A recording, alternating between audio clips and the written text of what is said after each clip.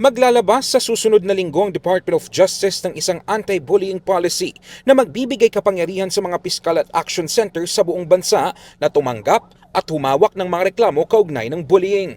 Ayon kay DOJ Undersecretary Ian Dato, layunin ng bagong patakaran na mapalawak ang access ng mga biktima at kanilang pamilya sa hustisya, kasunod ng sunod-sunod na insidente ng karahasan sa mga paaralan. So all forms of bullying against minors, whether digital or cyber-enabled or virtual, sakop po ito ng department order. Ang kailangan lang po ay hindi nila maramdaman na wala silang matakbuhan, malapitan, or madulugan.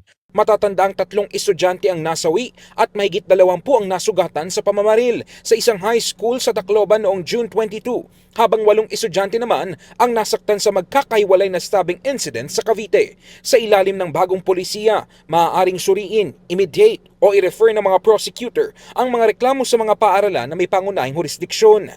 Maaari rin itong i-endorso sa Women and Children Protection Desk ng Philippine National Police o tuluyang tanggapin at idakit bilang kaso.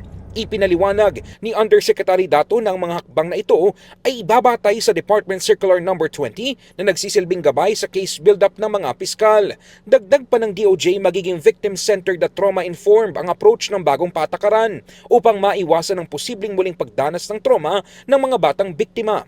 Sa pamamagitan nito, inaasahan ng DOJ na mas matutugunan ang lumalalang kaso ng bullying na hindi lamang limitado sa loob ng paaralan, kundi umaabot na rin sa mas malawak na komunidad. Yung position po ng kagawaran ay yung anti-bullying ay isang commitment under the Constitution and international law, which is on the UN Convention on the Rights of the Child. So ito po ay siniseryoso na commitment ng departamento at nailalabas na po ang department order na ito by next week. In the heart of changing lives, ako si Brigada Ino Flores ng 105.1 Brigada News FM Manila, The Music and News Authority.